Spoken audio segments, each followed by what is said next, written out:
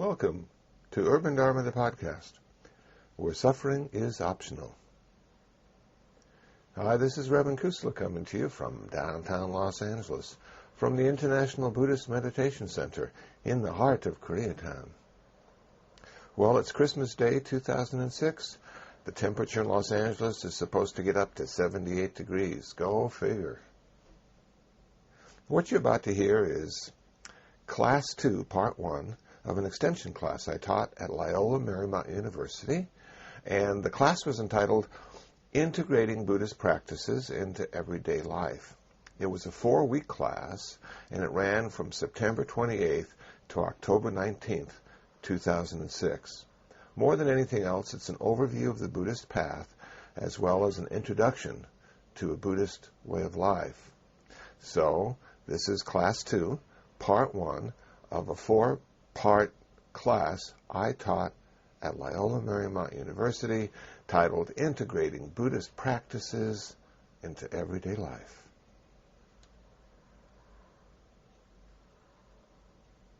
So, any questions from last week? I mean, did it all sort of sink in? Did everybody get their parking sticker? Okay. I got mine. I'm parked in the slash marks. Okay, well, I thought what we could do is just sort of go over a little bit about what we talked about last week and then go into the next part, being peaceful and being happy. And so we could talk about precept practice and meditation practice. And does anybody feel chilly with this open? If you do, just tell me. I'll be glad to close it. So what we talked about was like everything. So there was this guy, and he became called the Buddha. The word Buddha means one who is awake. His birth name was Siddhartha Gautama. His father was a king. His mother was a queen. Married at 16. Saw the 4 signs at 19. Old person, sick person, dead person, holy person. At 29, he left his family. For 6 years, he practiced asceticism, renunciation, meditation. At the age of 35, he achieved nirvana. He taught for 45 years and died at the age of 80. So that's pretty clear. He ordained his wife as a nun and ordained his son as a monk. So the whole family eventually became ordained. His teachings are pretty much contained in the 4 Noble Truths. The first truth is that life is ultimately unsatisfactory, but not always unsatisfactory. The second truth is the reason life is unsatisfactory ultimately is because we all have desire to cling and hold to the good stuff and push away the bad stuff. The third truth is nirvana, the end of suffering, the end of desire, the end of all future rebirth. And the fourth truth is the Noble Eightfold Path, the path that leads to the end of suffering, the path that leads to nirvana. So far, so good? Okay. The Eightfold Path: right view, right intention, right speech, right action, right livelihood, right effort, right mindfulness, right concentration. We can take those 8 path factors, put them into 3 categories: personal discipline, mental purification, wisdom. The first category of personal discipline, we find right speech, right action, right livelihood. The second category, The second category of mental purification, meditation, we find right effort, right mindfulness, and right concentration. The third category, which I don't think I talked about last week, but maybe I did, is the wisdom category, and we have the last 2 path factors in that category, and they are right view and right intention. Right view would be understanding the 4 noble truths at a relative level and an ultimate level. Right intention would be to have the intention of loving kindness, to have the intention of compassion, and to have the intention of generosity.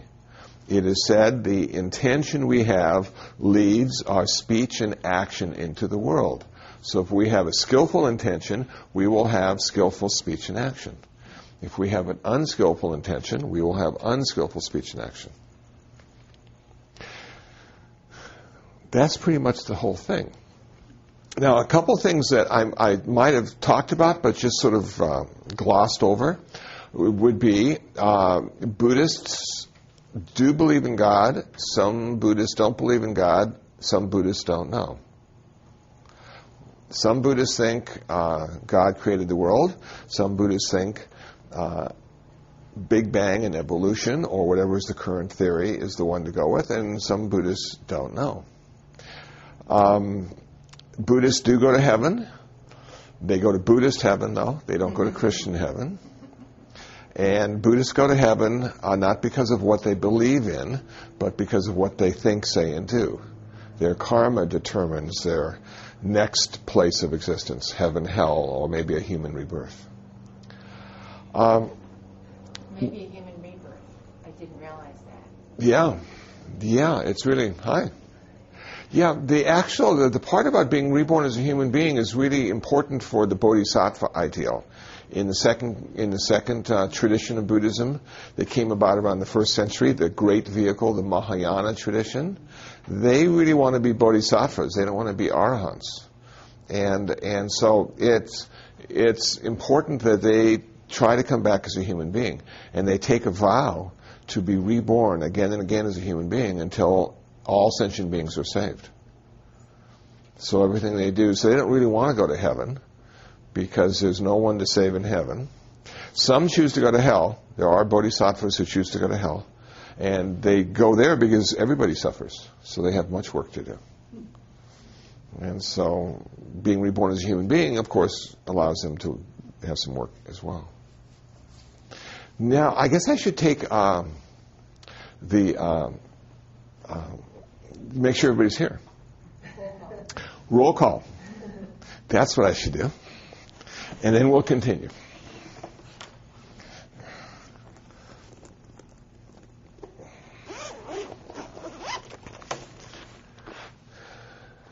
Okay. Roll call.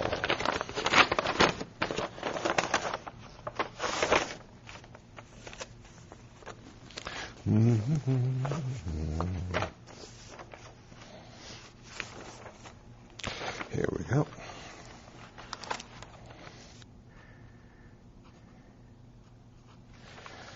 Good. I think another interesting aspect of Buddhism is that we don't have justice in Buddhism. And everybody really likes the idea of justice. But we have karma instead. So we have no divine lawgiver to determine for us what is right and wrong. Instead, we have karma and more suffering or less suffering. And I tell you, if you start to look at it in that way, it takes just a burden off your shoulders. Because everybody will get their comeuppance eventually. Karma is like this law. And so you don't really need to be so fixated on justice and penalties, and you just need to go on to the next thing, But because we are pretty much Christian, Jewish, or Muslim, and the law and justice does play a big part. And one of my articles, or one of the articles on the website Urban Dharma, is about that. So if you're interested in this justice aspect, the difference between Christian justice and Buddhist karma, the similarities and changes, differences. Okay, and we were talking too about peace and being happy last week, and I gave a talk at a Church of Religion Science on being happy from a Buddhist perspective. And so I did some research, and I wanted to find out what it meant to be happy as a Buddhist. Was it the same thing as being happy as a person from Milwaukee? Are they happy in the same way that a Buddhist would be happy? And as it turns out, probably not. But it came to me that there might be 3 ways to be happy. And the first happiness would come from the things we own or think we own. And so being the good consumers that we are, we oftentimes will just collect a whole lot of stuff. And I know if I have some special stuff that I'm really attached to, it does make me feel happy. It makes me feel happy, and I want to show it to people and share it with people and say, look what I have. Isn't this wonderful? To see if they get happy for me having it and being happy. Unfortunately, that doesn't seem to work too good, because they might get jealous and want one themselves, or might even want to take mine, and then I wouldn't be happy anymore. So we can be happy with the things that we have. But it's a temporary happiness, because there's always something new coming out that's similar and better. Or the thing that we're really happy with, it either gets lost or it breaks, or it's stolen, or it just, loses its sort of attraction for us. So it's a temporary happiness. It's not a permanent happiness. And then there's the idea of being happy with who you are. And some of us are really sort of like what we're doing or where we're going and the goals we have and the way our life is turning out. And so this is sort of like happy with ourself. Think of all the great things we've done and all the people we've helped. And this self, this ego, this image that I have of myself can give me great happiness. It can also give me great sadness, too, if I feel I've been unskillful, or haven't done as much as I could have done or should have done. And so it's hard to balance that with self. It's hard to be happy with self. Things change so quickly. When you have things, they change, it seems to me, at a slower pace. But self changes dramatically one moment to the next sometimes.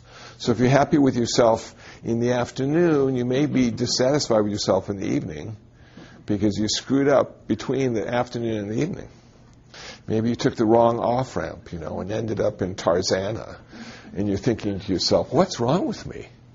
And so that self-satisfaction is turned into self-dissatisfaction. But I still haven't found out what the Buddhists were happy about. What makes a Buddhist happy? And as it turns out, the best happiness a Buddhist could have would be doing something for others. Being of service to others, being generous to others. That allows the Buddhist to feel good. That allows the Buddhist to feel happy.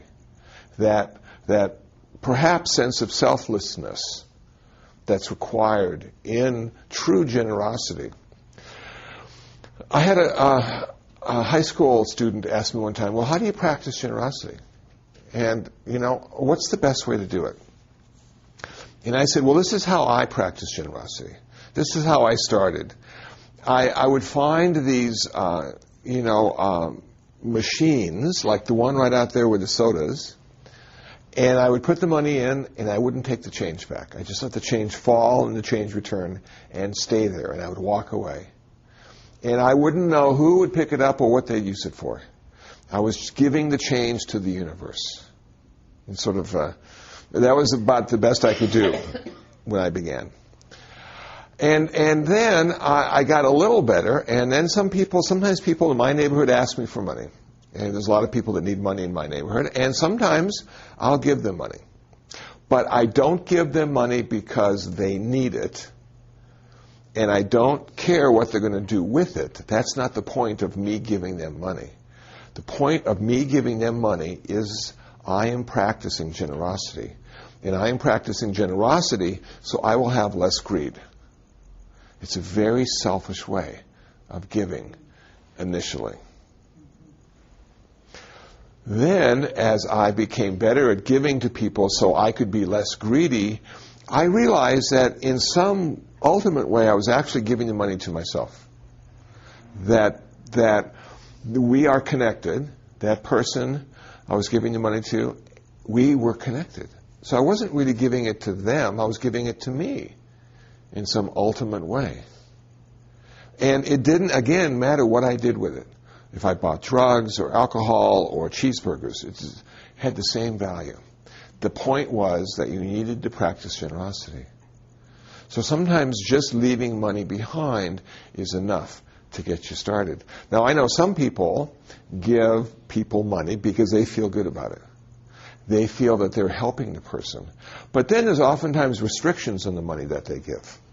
They tell the person, don't buy drugs with this money. I'm giving you this money for this reason. But is that real generosity? Is that unconditional generosity? Or is that conditional generosity? In the same way we have unconditional love and conditional love. So, in order for me to practice, I needed to find some change returns, and I just needed to leave the money behind. And then yes? Why do you need to practice generosity? Why do I need to practice generosity? Why should one practice generosity? Because we have greed. And generosity is one of the best ways to lessen our greed and eventually get rid of it. Now, it's set up in the early Buddhist tradition of Theravada, where the monks were dependent on the lay people for their food. They had to go into the villages and get the food. So the lay people needed to practice generosity so the monks could eat. And the monks were making themselves available for the practice of generosity, which I thought was sort of an interesting way of looking at it. This past Sunday, I was at a Buddhist temple in Pasadena, and the abbot of the temple was turning 80 years old, and this was his birthday party. And 100 or so lay people had cooked the best Sri Lankan food you have ever tasted or smelled. It was just wonderful. And monks were invited from all over the city, and all the monks were lined up at this giant table. And the lay people would go from monk to monk, plate to plate, making offerings of food. Well, when it first starts out, it's great because you're really hungry, and it smells really good. And now, the line continues, and you have little portions of food being put on your plate for like 20 or 30 minutes, and pretty soon your plate's like this big. And you say to yourself, I'm never going to be able to eat all this food. It's going to go to waste. Now, at this point, they're offering you food so they gain merit, so they can spend their merit in a future lifetime, or maybe even in this lifetime. Is it appropriate to say, no, I can't eat anything else because you don't want to waste the food, but then you're preventing them from getting merit and practicing generosity. So most of the monks just let them pile the food on their plate, and they ate as much as they could, and they just left the rest behind. But that way, the lay people could get merit and practice generosity. So the monks are a vehicle for that. And it's really an odd feeling for people to give you things. Initially, they might give you, like, if you give a talk, they might give you $1. And it's a great talk, here's $1. And you go, oh, thank you, thank you. And of course, the idea of the talk was not to get the $1. But they felt that they wanted to be generous. And so they give you $1. And are they giving you $1, or are they giving $1 because they're practicing generosity so they have less greed? And you're just the object of their generosity that day or that week. Does it increase with the amount of money they give you? Or? No. The merit increases with the intention in which you give. If you can give your money unconditionally to the person you're giving it to, you get more merit. But if you have conditions on that money, you get less merit. Wouldn't it be also the level of sacrifice? That $1 would be a lot of money to some people, but not much to somebody else. Yes. Well, in one respect, yeah. The value, again, it doesn't have as much value as the intention behind the giving. And some people don't have any money to give away. But you know what they could give away instead of money? Is time. They could actually sit down and listen to you speak and pretend they're interested. That's a great way to practice generosity. Yes? That was actually my question, if generosity was only measured in money, since that's all you were talking about, but no. So time is... Yeah, time is part of it. Food, yeah, food is good, money is good. Volunteers. That's time. Yeah. Yeah, so in one respect, to really be happy, what we need to do is find some way to volunteer our time to people who could put it to good use. Has anybody been a volunteer here? Yeah? Okay, wow. And is there a certain sense of satisfaction? I'm sure there is. I've been a volunteer for years now myself. And no matter how much money they would have given you for that, it wouldn't be the same. There's something just about being there. What I like about volunteering, too, is you can leave. you know, Right, it's that. because they're not sending any paychecks. So. Don't you feel a sense of pressure that you're getting too involved in somebody else's life if you have to take everything that they want to offer you in order for them to get their merit when it's something that you don't particularly want or need? Then you're in their world too. Like, instead of just living your own life, now you're taking on someone else's. Yeah, that's exactly right. And Familial. I mean, it's like a family unit. well, You have those dynamics. you have those dynamics, and the idea is eventually you don't have a life. Your life is determined by all those around you and how you interact with them. That's what happens eventually. You actually transcend your life. And I know most people don't want to do that because they sort of like their lives. But, you know, when I think of Mother Teresa, you know, in India, she didn't really have much of her own life. She seemed to live a life of service. And she was really good at that. The problem is, though, when you live a life of service like Mother Teresa, you never get a chance to take a vacation. You know, now I imagine maybe Mother Teresa would want to go to Hawaii and just sort of hang out on the beach. But you know what she would probably do is look for sunburn victims and be of assistance to them, you know. So at some point in your life, if you choose the path of the Bodhisattva, your life becomes a life of service.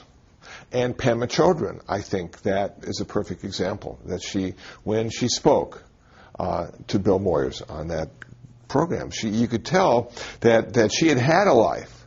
She had been a mother and she'd been a wife and she'd, you know, worked and she'd done a lot of stuff.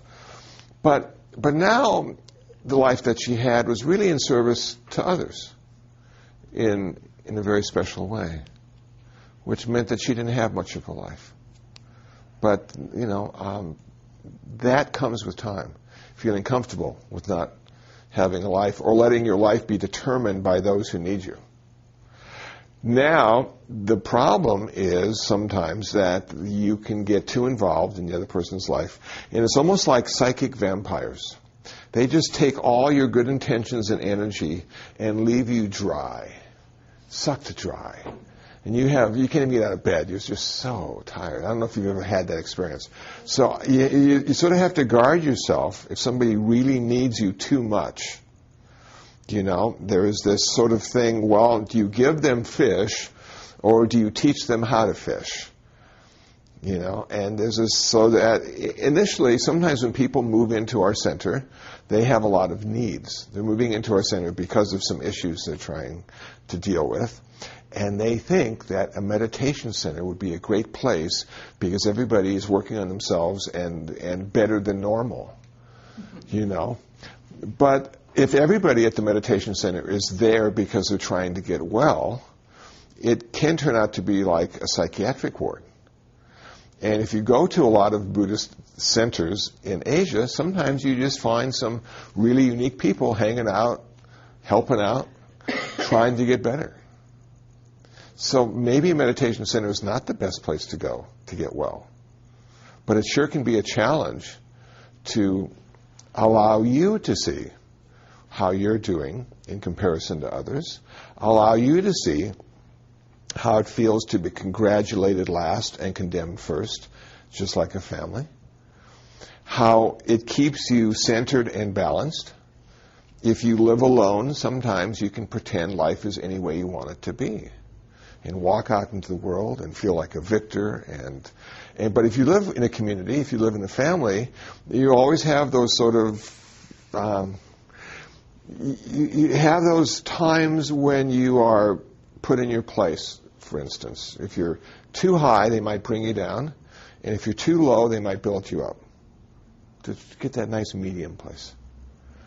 So some people move into a meditation center for that reason. And it can be very difficult. So I better be careful when somebody is hanging around too much. Or if somebody comes up and just sort of stares in my eyes for a long time, wanting to see if I'm enlightened. And I'm just going, you know, it doesn't take long to realize that I'm not. But we have these ideas about people who are spiritual, who are religious, who are practicing.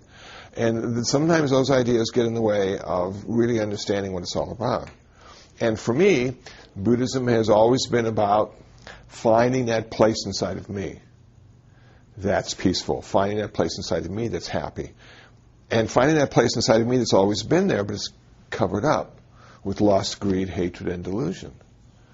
So my job is to get rid of all that stuff. And one of the ways to get rid of greed is to practice generosity.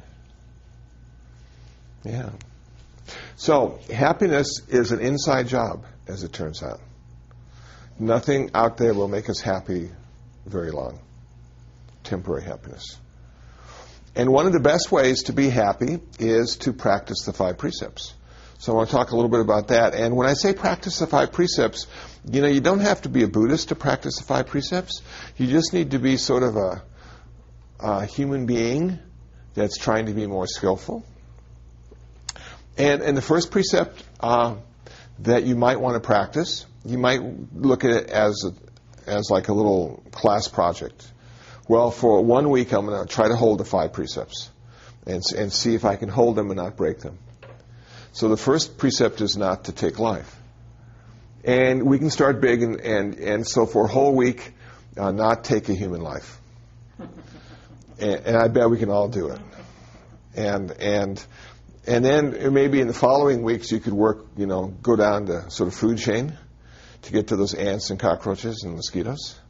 Those are the tough ones not to take their lives, because they're so insignificant, I mean, what kind of life does a cockroach have anyway? And they shouldn't be in the house. They shouldn't be by the food. I'm going to eat that food. I can't catch him. He's far too fast. Maybe I can just kill him, and that'll be the end of the story, But if you're practicing not to kill, you need to take just that one moment to see how important life is, even to a cockroach.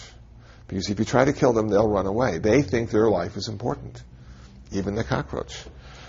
And so when I started to practice not killing, the thing that came to my mind first was it takes an awful lot of time not to kill. Killing is really a quick and easy way to solve a problem, because it just sort of takes it away forever until they catch you. But, and I think when you look at all the movies and all the TV shows out, everybody's killing each other. It's just amazing how many people are killing each other. And it's for anger, hatred, solving a problem, and then CSI has to go solve it, and we spend an hour watching them solve it. Of course, it's the news lately. Oh, yes. And I can't understand why we're killing children now. There seems to be a trend, we're going to kill children, the most vulnerable of them all. And it's an odd series of events that we are living through right now. And I don't know what the meaning is, but it seems to me that we've lost our way somehow. And wouldn't it be cool, rather than putting the 10 Commandments in Congress, to put the 5 precepts on the wall? Not to kill, not to steal, no sexual misconduct, not to lie, and not to consume intoxicants. Those 5 precepts on the wall of Congress would change the United States. But I'm not going to suggest that they do that, because it's a religious thing and we don't want that.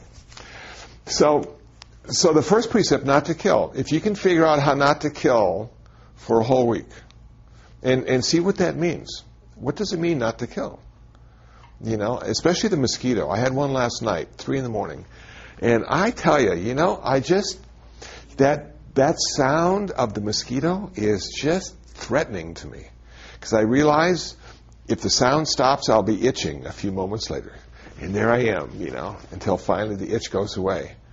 And I'm thinking, okay, well, it's well fed now, but now look at this bump on my arm. And so you sort of crawl under the covers maybe. So you figure they can't get through the blanket or something, And then I've got a cat that sleeps right next to me in my bed. I'm thinking, why doesn't the mosquito go for the cat? Well, the cat has fur, and there I am, the sort of naked human with no fur. I'm an easy target. Yes? What about flea collars? Is that possible? Yes, that would be good. Okay. And the flea collar spraying would be good. Well, but in a way now, that's sort of killing them in a future or past way, instead of a present moment way. So how can we get rid of them? Or how can we live with them? Can we make an offering of our blood to them? and say, okay, they just need this one meal and then they'll leave me alone. And can I offer it to them? And can you, in your mind, just instead of hating them and wanting to kill them, say, okay, take your meal and leave me alone. And then you go back to sleep, and then you start itching. Can you do that? Or can you turn on the lights? Because they don't like lights sometimes. Can you sleep with the lights on? I know when I was in Sri Lanka, 1995, we left the lights and the fan on the whole night to keep the mosquitoes away. You know? And it almost worked. You know, they still got me, but it almost worked. How about a mosquito net? You know, REI, they've got a great one down in Santa Monica now. I bet you could find a mosquito net for your bed and just sort of, you know, have it from the ceiling covering your bed. Another way to... When you start to think, how can I not kill it but still be comfortable? Our minds are just really fascinating. They come up with so many ideas. A lot of them just don't work at all. But the mind, that's its main job, is to find solutions to these issues in our life. So not killing can be a big deal if you have 1,000 ants. How do you get rid of 1,000 ants and not kill one? You know? Well, I don't think you can. You may have to kill a few. But if you have to kill them, you could think about their lives and their rebirth and realize you're not doing it because you hate the ants, but doing it because you need to have a clean kitchen. So the intention, again, is the biggest part of this. If you have to kill them, can you kill them without hating them? Stealing, can you not take stuff for a whole week? Now, most of us probably think, well, that'd be no problem. But how about if you go to a restaurant and they have ketchup on the table? And now you're going to be practicing not to take what is not offered, and the waitress didn't offer you the ketchup. So the waitress comes by your table, and you say, excuse me. She goes, yes. Would you mind if I use the ketchup? And she'd go, what are you, nuts? That's why it's there. Not to take anything that's not offered. Could you go through a whole week and do that? You know? So you might want to have people around you offering you things. You know, like say there's some free newspapers, but nobody's offered you the free newspapers, like the Loyola little newspaper. So it wouldn't be okay to take it. You'd have to get somebody to offer it to you. How would that change your life? It would slow down a lot, wouldn't it? And one of the stories, I might have told it last week, I can't remember, my friends from Abhiagiri up in Northern California. This is the Thai forest tradition, and they're generally Canadian, English, or American. And they live a strict code of Vinaya. They live by the rule. And it's just amazing to see them eat, because they can't eat unless food is offered to them. So they always have a layperson with them when they travel to offer them food or water, because they can't even drink water unless it's offered to them, even if they're thirsty. And if they're traveling and there's nobody to offer them food, they don't eat. So, yeah. Doesn't that go against the principle of survival, though? It can.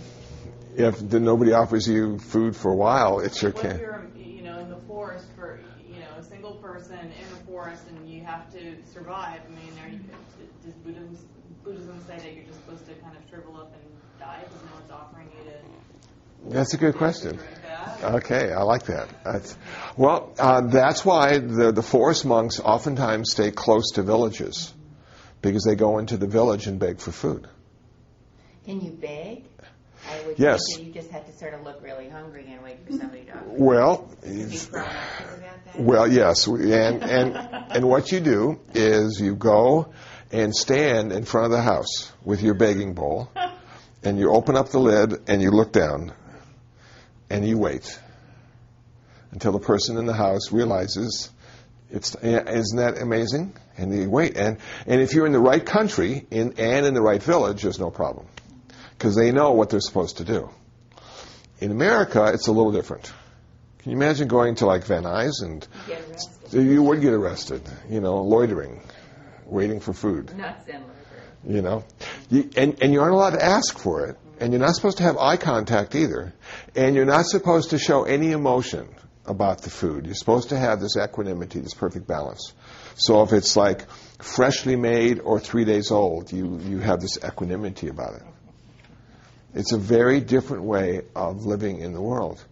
So at one of the conferences, one of the monks had this really nice apple, and another monk from another tradition picked up the apple and admired it and said, "You're lucky to get this apple," and put it back down on the table. And now the monk who initially owned it couldn't eat it because ownership had been transferred to the second monk who picked it up.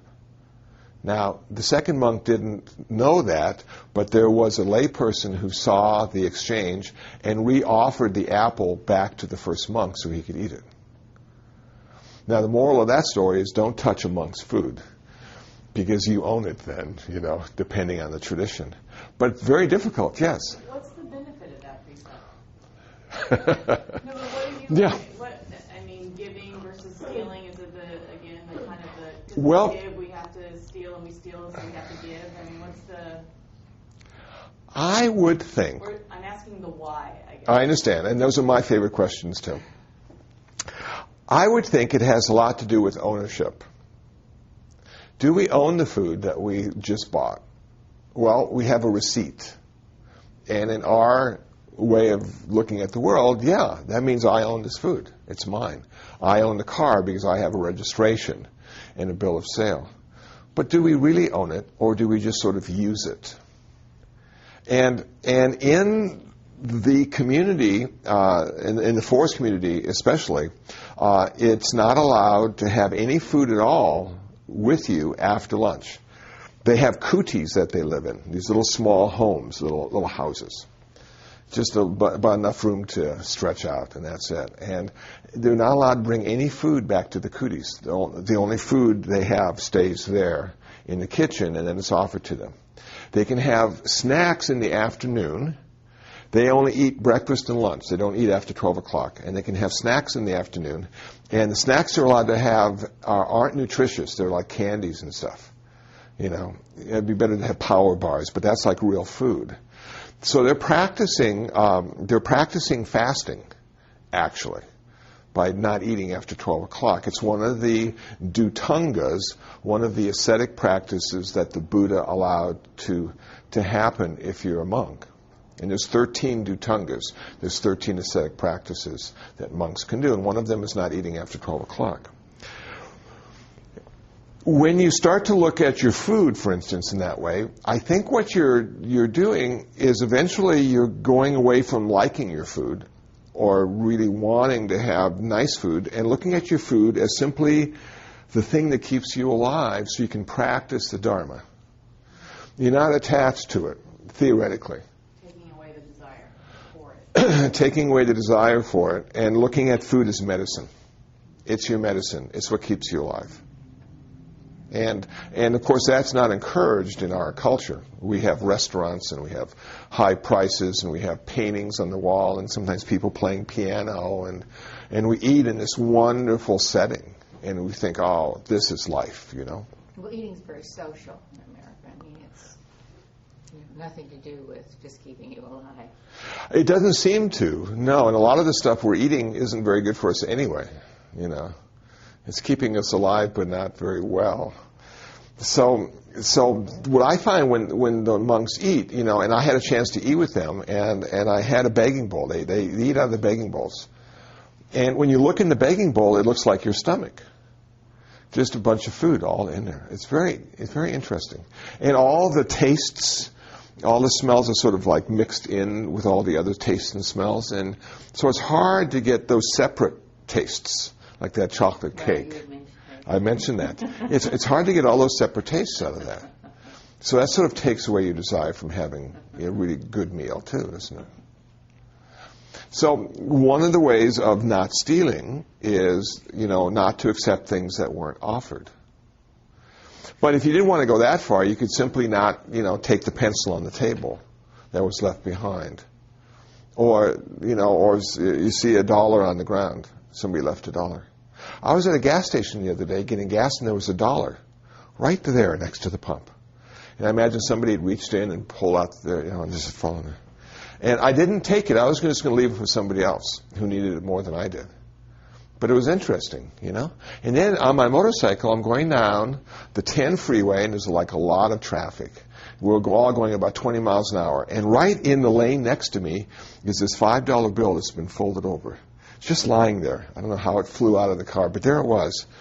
And I'm thinking, wow, I could stop right now and pick it up. And but I continued to go on because that wasn't my $5. Do you look at that also as generosity? Yes. Leaving it behind for someone else, yeah. But not having any conditions on it, No matter who picks it up, they can do whatever they want with it. And to be generous, you don't have to have ownership. To be generous, you don't have to have ownership. You have to have intention. Yeah. Again, the intention thing really is important. Sexual misconduct. Some of you may remember this, and some of you probably won't, but Jimmy Carter used to be our president. And I had a chance to see him up in Westwood after he had written a book a couple years ago. He had a book signing, so I got it from my mother. And I had a chance to go up and get it signed by him. And I looked in his eyes, and they sparkled. They just sparkled. He really has a good inside. And people may look at him as not being much of a president, but what he's done after the presidency has made a difference in the world, I think. But he was doing a Playboy interview, and he said, I sometimes have lustful thoughts of other women. Never manifested physically, but sometimes thinking about them, not in a loving way. And I can remember when I was practicing and still practice the third precept, not to indulge in sexual misconduct. I'm thinking to myself, how am I doing?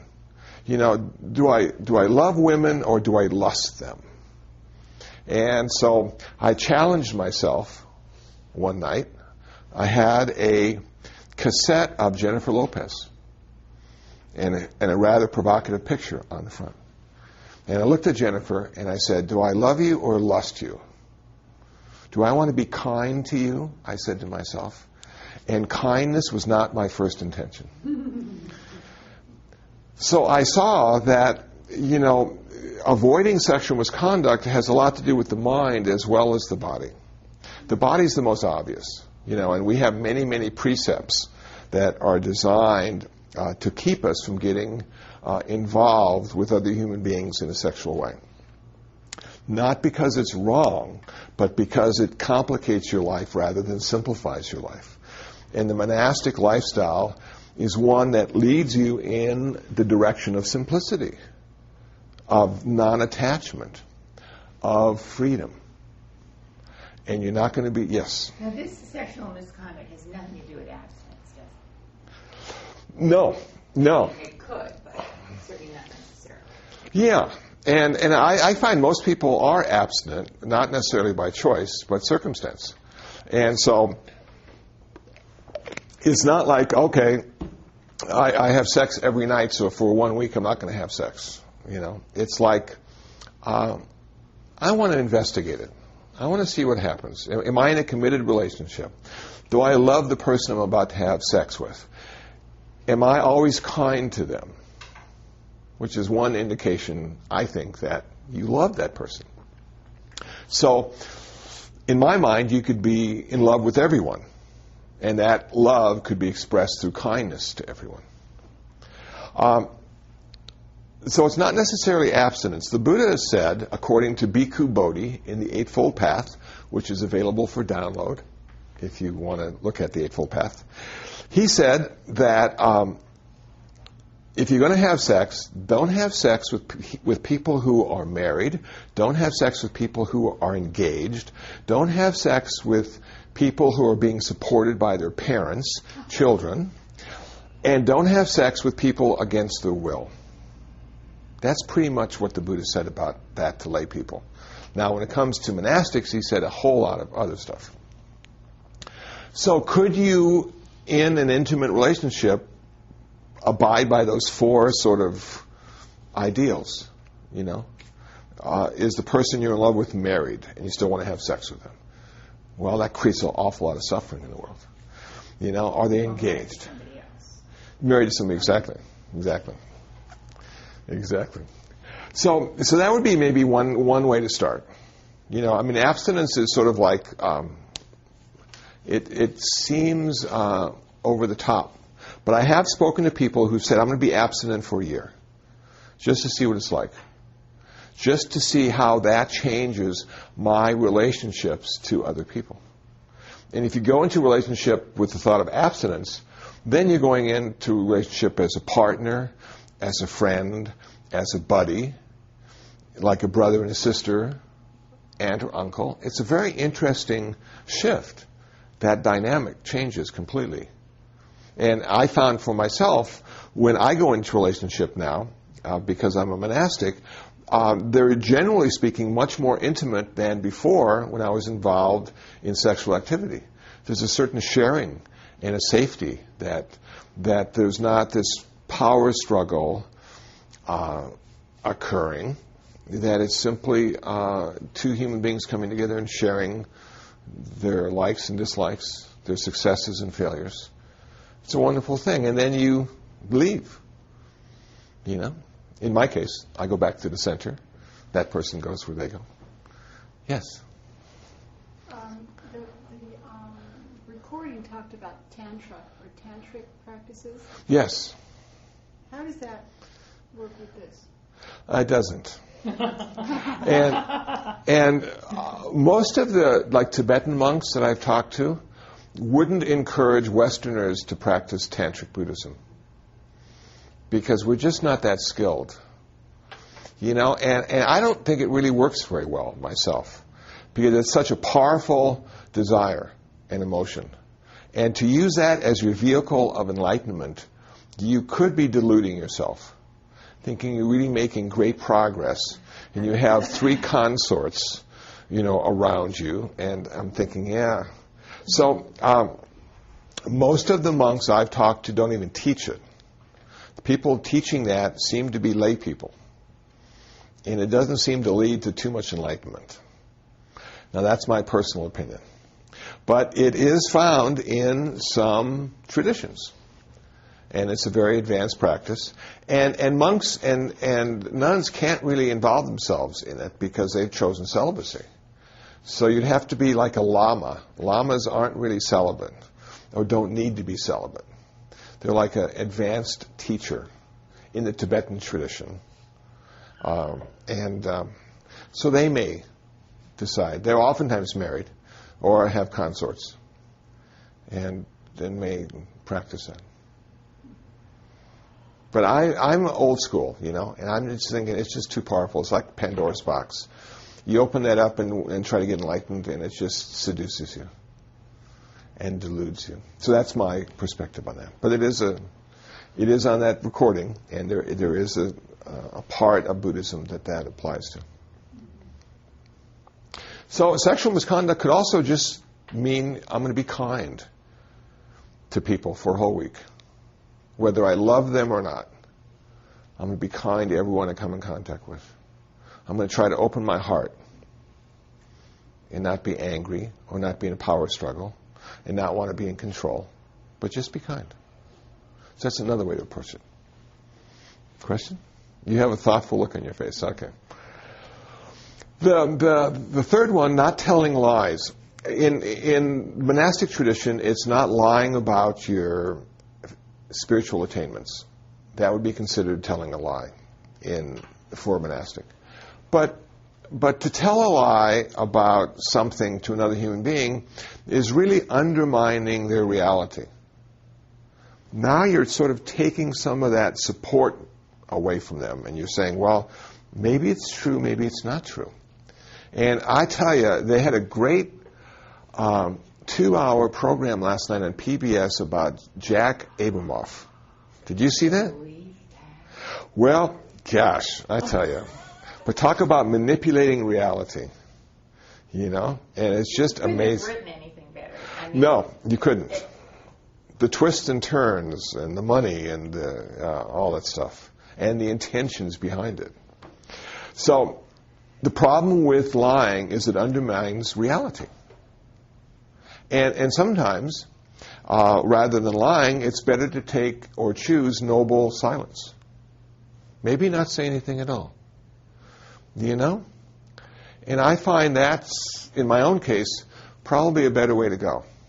I know sometimes at the center where I live, I might get into a debate or discussion with some of the residents and realize it won't come to any satisfactory conclusion.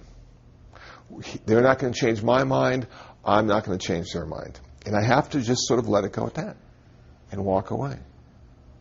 And that's difficult sometimes, especially if you know you're right and they're wrong. But then, of course, the big picture is, how the heck do you know if you're right? But you know it deep down inside, and then you just sort of have to leave. Or rather than lying to them and say, yes, I agree with you, you're absolutely right, even if you don't believe it, even if you know that they're wrong. That's so difficult. But that's not being honest with yourself. It's not being honest with yourself, exactly, yeah. So can we lie to ourselves sometimes? I often do. Look in the mirror and say, my, look how it looks today. You know, maybe that's not a lie, maybe that's just a delusion. But yeah, you can't lie to yourself, and you can't lie to other people. And that can be difficult.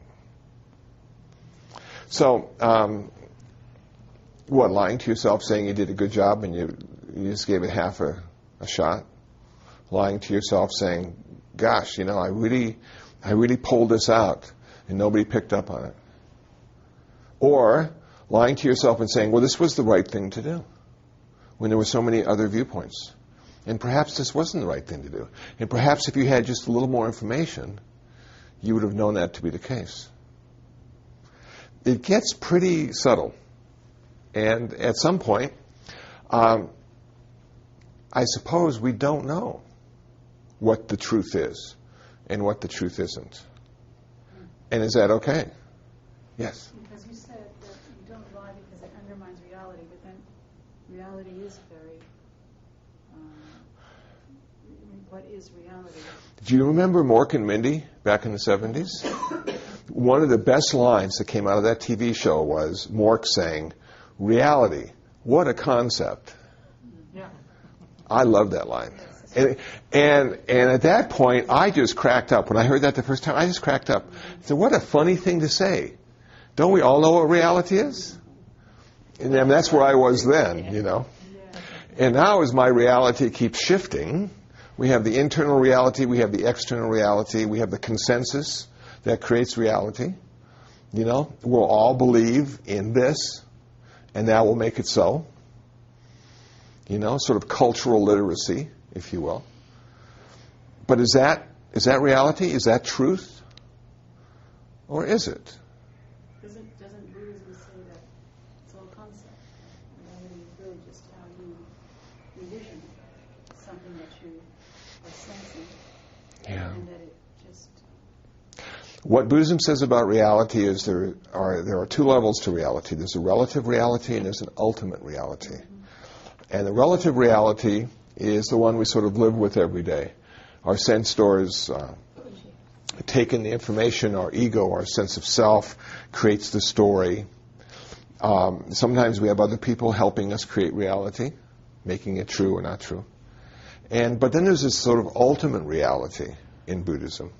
And the ultimate reality in Buddhism is that everything is sort of connected and interdependent, and none of that stuff has its own value or meaning. And so now you really sort of, when you start practicing meditation and understanding the Buddhist philosophy, you start to see that you really, to be a good Buddhist, you sort of need to have one foot in the ultimate and one foot in the relative. And neither one are the only source of your truth. You know, there was a Buddhist who had great devotion in Kuan Yin Bodhisattva. Great devotion in Kuan Yin Bodhisattva. And at one point, he was on the freeway and running out of gas. and prayed to Kuan Yin Bodhisattva to fill his tank before he ran out of gas. And he ran out of gas. And so I'm thinking, okay, well, this is a perfect example of relative reality and ultimate reality. Sometimes the relative reality determines or dictates that we stop off at the gas station. That no matter how much devotion or faith we have in Kuan Yin Bodhisattva to fill our tank, it's not going to work. It just isn't going to work. There was a retreat at the Zen Center of Los Angeles, which is just about 7 blocks away from where I live. And it was a week-long retreat. And I still remember this so vividly. We were having a Buddhist Peace Fellowship meeting. And some of the people from the retreat came to the meeting. And then we decided to go out and get some food about halfway through the meeting to get some energy to continue the meeting. And so we went to a fast food restaurant in Koreatown. And none of those people who had come from that retreat could make a decision on what they wanted to eat. Because they were looking at how everything was so interconnected and interdependent, and they saw the cause and consequence of each of those entrees. And so it was a process that took forever to finally decide what they wanted to eat. And I'm thinking to myself, well, this is an issue. Going into retreat and then coming out and trying to grasp relative reality again and making a choice and making a decision and not having it be the end or the beginning of the world. It's just food, after all. That was the way I was looking at it. And I had already planned what I was going to get. And yet I was watching all these, considerations. I was on a monastic retreat in Vajrapani, which is up in Northern California. It's a Tibetan retreat center. And they had a man and a woman, husband and wife, who had been in retreat for 3 years and not talked to each other or anybody for 3 years. And they had just come out of retreat. And they were going to give a presentation to the assembled monks and nuns at this conference about what it's like to be on retreat for 3 years. And they'd been out for like 3 or 4 days. They had just gotten out. And so they come in and they moved really slow. And they just sort of took their places at the end of the room, and we all sat, and I had some questions I was getting ready to ask and stuff, and they started to talk, and they were just so thoughtful and so slow and so tranquil. And I'm thinking to myself, what kind of work are these people ever going to be able to do after that 3-year retreat? Well, as it turned out, they're going back into retreat. They're going to do retreats. But isn't that interesting? And I've noticed some beginning meditators, when they start to get really good at their meditation practice, that they start to see things in a more global way, if you will. They start to see the cause and consequence of everything they think, say, and do.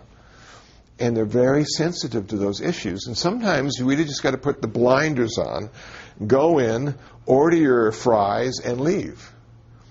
Sometimes you just can't use that extra time to see how this relates to everything else in the world. And Ram Dass often talks about, one of my favorite teachers, by the way, often talks about the dance that he does, 1 foot in the relative, 1 foot in the ultimate. That the beginning meditator is still learning about the ultimate. But now when they start to get a handle on that and see how it relates to the relative, now they need to do the dance, because they realize they can't live in the ultimate in a relative world. This is a relative world we live in. We can't live in the ultimate. If we do, then people have to take care of us. We become dysfunctional. We have to make choices. There are things to do. And, somebody like Ronald Reagan, who got Alzheimer's. Well, what happens when you live only in the present moment and have no past and future? What happens when those things we take for granted just don't work anymore? It stops. It just stops. So this ideal of always like living in the ultimate in a state of bliss and happiness and peace doesn't work very well, because we do sometimes need to be a bit angry or aggressive When I'm on the freeway, I'm aggressively defensive because I'm on two wheels and I have no doors. And so I need to avoid being hit by the SUV that doesn't see me. I need to avoid the road hazard in the road. And if I am too peaceful and blissful, I'm not going to be able to handle it. So I've got to be, But I also realize that that's not me. That's just my response to the road hazard or the SUV. It doesn't have to be me. It's just what I've trained myself to do. So can we train ourselves to always love, but still raise our voice occasionally? Because that's what's necessary in that particular situation. Can we train ourselves to be kind, but seem to be unkind in certain situations because that's what's necessary, without any kind of investment on our part? It's really an interesting dilemma we find ourselves in when we take the spiritual path too seriously, because it will change us. We will not be able to change it. And I always get a kick out of people who want to change their meditation practice because it's not working for them anymore. And they've been counting their breath now for like a year, and they want to go to the next level because now they got that down and nothing's happening. But something is happening. And rather than watching how they're changing, they want to change their meditation practice. But if you keep changing your meditation practice, you won't see how you're changing. So again, this is a very interesting journey we're going to go on. And I'm going to stop now so we can take a break. And then I want to come back and do some meditation, practice some meditation. We have the fifth precept. Okay, the fifth precept before we take our break. Fifth precept is not to consume intoxicants. And this is a tough one for a lot of people. And what's the problem with intoxicants? The problem with intoxicants, they steal our wisdom. And we end up doing stupid things and create so much more suffering for ourselves and others. Now, if you are drinking a 6-pack a week and want to practice this precept, it's acceptable to go down to 3 bottles a week instead of a 6-pack. You can also look at it, instead of, I'm not going to consume intoxicants, I'm not going to consume intoxicants to the point of intoxication. That's an acceptable place too. That allows you to get comfortable with the idea that those altered states of consciousness aren't necessarily beneficial. They may seem like fun, they may seem relaxing, but if you have a daily or weekly meditation practice or yoga practice, and you're spending all this time to gain this clarity and awareness, why would you want to dilute that or dissolve that into insanity? You know? Now, again, this is a big deal because there's a lot of things that make us high. You know, for me, Coca-Cola and Hershey's with almonds. That's such a good combination. It makes me so happy. But it does alter my consciousness. It really does. So Did you include that? we don't include that. So I'm still eating my Hershey's. What we include pretty much are non-prescription drugs and alcohol.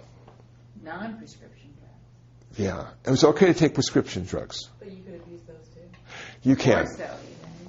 You can. But you know what? If the doctor prescribes them to you, I'm not going to tell you not to take them.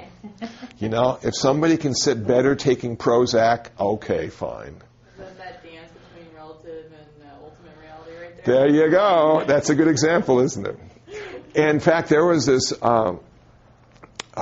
video that I downloaded of these 2 authors, and they were both psychologists, and they were both meditation practitioners, and one was actually a meditation teacher. And he had a student who kept falling asleep. And she thought, something's wrong with me. I just can't even sit for 2 hours without falling asleep. So she went to the doctor and had a brain scan, MRI, and it turned out she had a mild case of narcolepsy, and the doctor recommended that she take some pills so she could stay awake in meditation.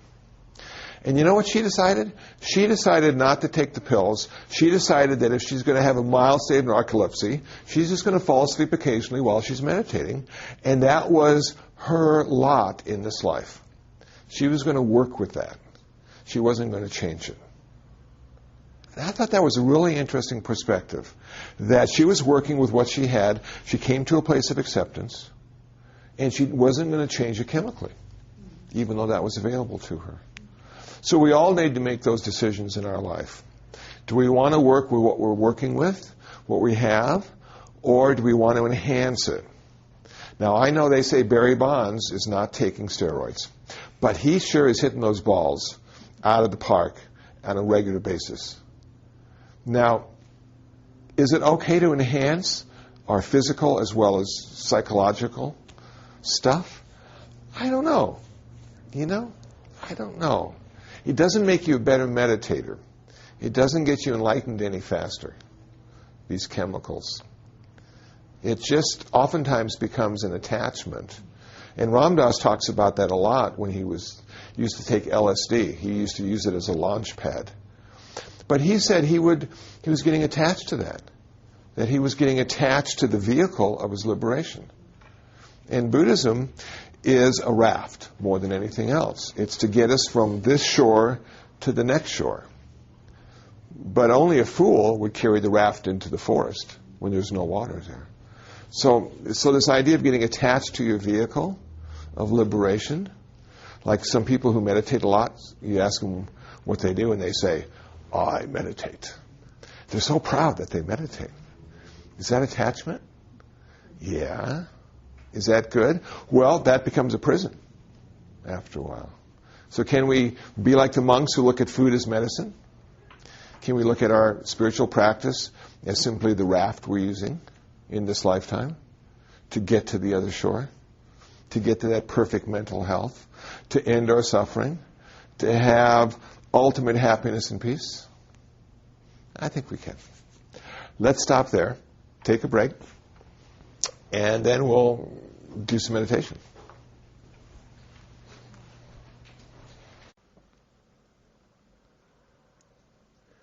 Well, that's it. That was Class 2, Part 1 of an extension class I taught at Loyola Marymount University titled Integrating Buddhist Practices into Everyday Life. Hope you found it interesting. Hope you found it useful. Class 2, Part 2 will be posted soon. If you'd like to listen to more podcasts or interviews I've done with various folks, please visit dharmatalks.info. That's dharmatalks.info. If you'd like to download some free Buddhist ebooks in PDF and a 2007 Buddhist calendar, please visit buddhabooks.info. That's buddhabooks.info. I'm teaching another extension class at Loyola Marymount University starting January 11th, 2007. It'll be held on Thursdays from 7:30 to 9:30. If you live in the Los Angeles area and might be interested in taking this class, taking the journey with me, please visit urbandharma.org and scroll to the bottom of the page for more information. Well, that's it. Hope you found the podcast interesting. Next podcast will be posted soon. So until next time, until the next podcast, be happy, be peaceful, and most of all, be free from suffering.